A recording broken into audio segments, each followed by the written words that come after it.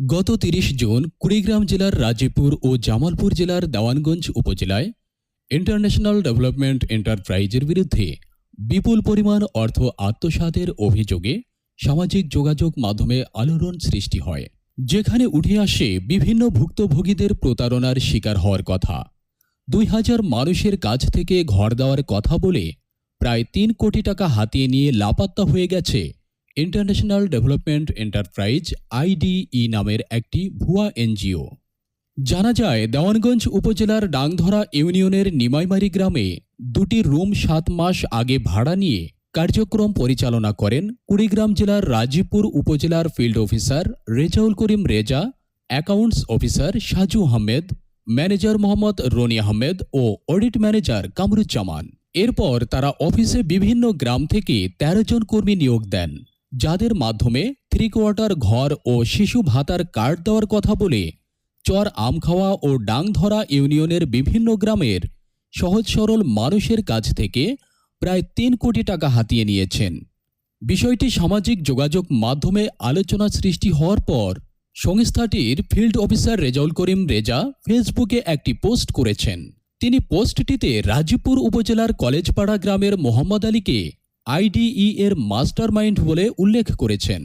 পরক্ষণেই সোশ্যাল মিডিয়ায় এসে নিজেকে নিরপরাধ দাবি করে বাকি ৪ জনকে প্রতারক ও অপরাধী বলে নিজের ফেসবুক ওয়ালে পোস্ট দেন মোহাম্মদ আলী সরকার। এর কয়েক ঘন্টা পর ফিল্ড অফিসার রেজাউল করিম রেজা মোহাম্মদ আলীকে উদ্দেশ্য করে প্রমাণসহ হাজির হওয়ার কথা উল্লেখ করে আরেকটি পোস্ট দেন।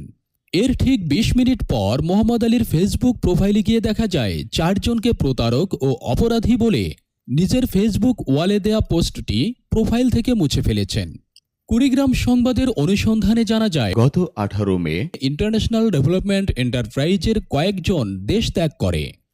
এর মধ্যে ভারতে অবস্থানের বিষয়টি নিশ্চিত করেছেন কয়েকটি সূত্র, তবে এরপর ফিরেছেন কিনা তা জানা যায়নি। তাদের কয়েকজনের এয়ার টিকিট, ভিসা ও ব্যাংক অ্যাকাউন্ট নম্বর কুড়িগ্রাম সংবাদের হাতে এসেছে। আইডিই এর প্রতারণার বিষয়ে রাজীপুর থানার অফিসার ইনচার্জ আশিকুর রহমান জানান, যেখানে ফ্রডের ঘটনা ঘটেছে সেইখানে মামলা হয়েছে কিনা আমি জানি না। আচ্ছা, এরকম আমাদের ওভারটা পত্রিকা কিংবা ফেসবুকে তো আমরা জানতেছি কিছু ফ্রড করছে দেওয়ানগঞ্জ থানায়।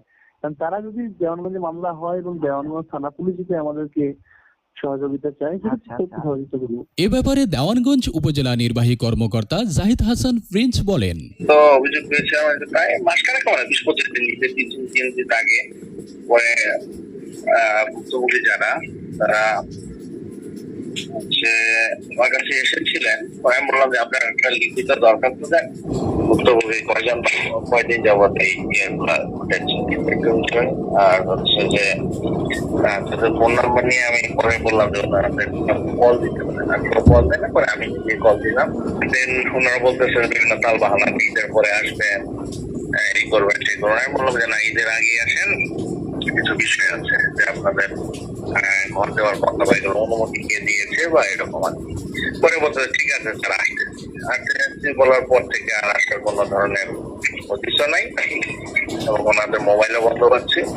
পরে আমি ওনাদের বললাম যে যারা ভুক্তভোগী থানায় একটা মামলা করতে বলেছি আর আমি ডিসি স্যারকেও জানিয়েছি। এখন যেটা হয়েছে অভিযোগ দিয়েছে, এটা একটা তদন্ত কমিটি গঠন করে তারা কেমন কাজ করছে এই অবস্থায় আছে আর কি।